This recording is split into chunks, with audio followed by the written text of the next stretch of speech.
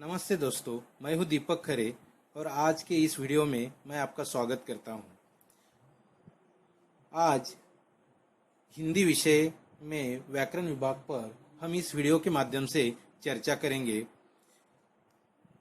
इस वीडियो में व्याकरण विभाग में संधि पर आधारित जो कक्षा 9वीं और 10वीं को प्रश्न पूछा जाता है, उस प्रश्न पर आधारित इस वीडियो के माध्यम से आज हम चर्चा करने वाले हैं।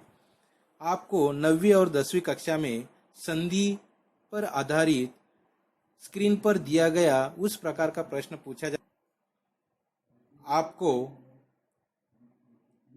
वहां पर संधि विच्छेद करके दिया गया है, उसका आपको शब्द बनाकर लिखना है।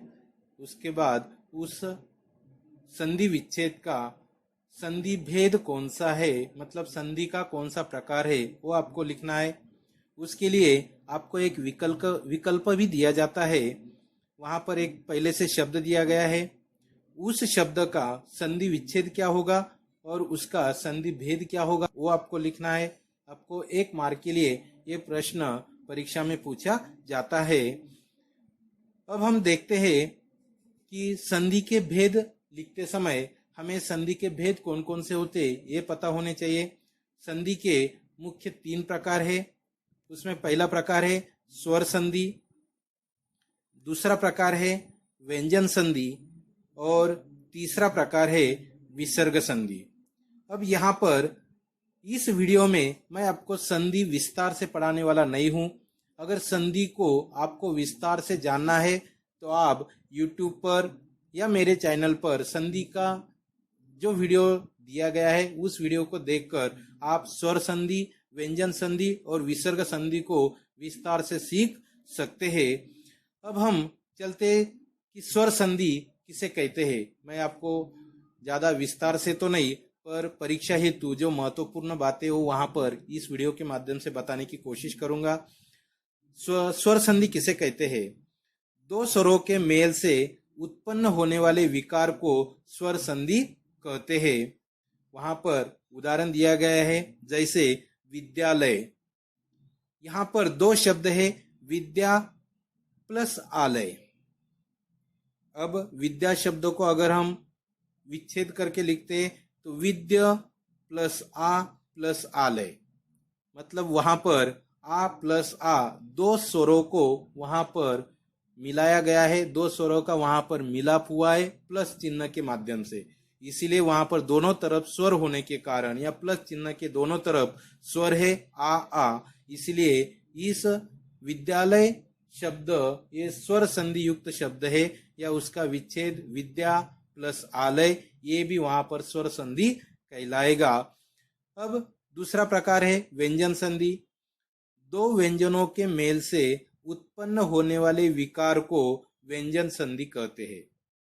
अब वहां पर जो प्लस का चिन्ह दिया गया है, दोनों तरफ अगर व्यंजन रहेंगे तो व्यंजन संधि, पर एक तरफ व्यंजन है और एक तरफ अगर स्वर है तो भी वो व्यंजन संधि ही रहेगी। पर दोनों तरफ अगर स्वर रहेंगे तो उसे हम स्वर संधि कहते हैं। इस बात को आपको ध्यान में रखना है। जैसे सज्जन शब्द वहां पर दिया गया है, सत अधिक जन, सत प्लस जन। अब आप कहेंगे वहां पर आधा ज है, उस आधा ज को आधा त में कैसे परिवर्तित हुआ, तो ये अगर आपको जानना है तो व्यंजन संधि का YouTube पर आप अलग से वीडियो देख सकते हो, तो आपको व्यंजन संधि समझ में आएगी।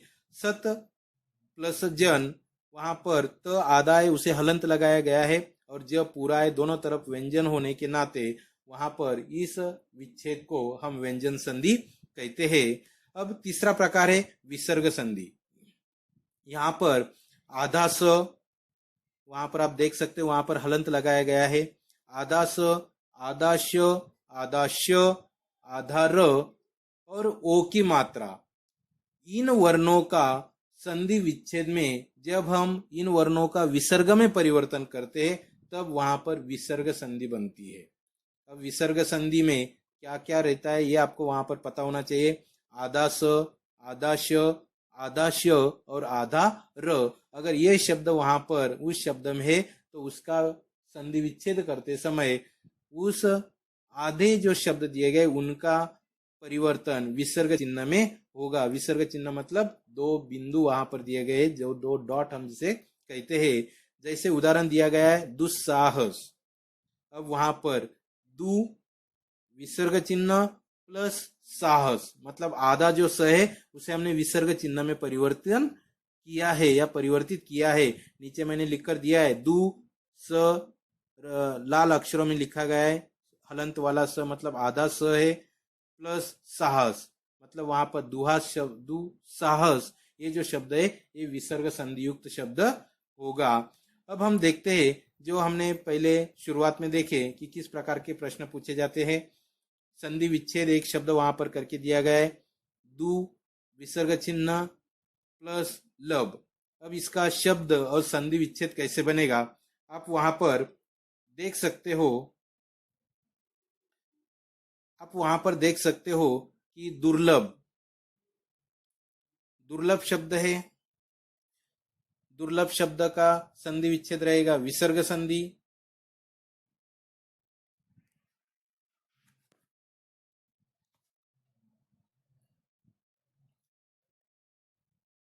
उसके बाद आप देख सकते हो दिग्गज, दिग्गज शब्द का संधि विच्छेद रहेगा दिक अधिक गज, दिग दिक प्लस गज। व्यंजन संधि, क्योंकि दोनों तरफ व्यंजन है, इस प्रकार से आपको वहां पर उसका उत्तर लिखना अपेक्षित है। अब आपको मैं कुछ शब्द दे रहा हूं, आप अभ्यास के तौर पर इसे सुलझाने की कोशिश करें, उसका विच्छेद करें और उसका संधि भेद कौन सा रहेगा ये भी वहां पर लिखने की कोशिश करें। ये मैं आपको प्रयास हेतु अभ्यास हेतु ये कुछ शब्द आपको वहां पर दे रहा हूं, आप इसे देखकर संधि के बारे में कुछ पढ़ सकते हैं। शायद आज की बातें आपको समझ में आई होगी, ऐसी मैं अपेक्षा करता हूं। धन्यवाद।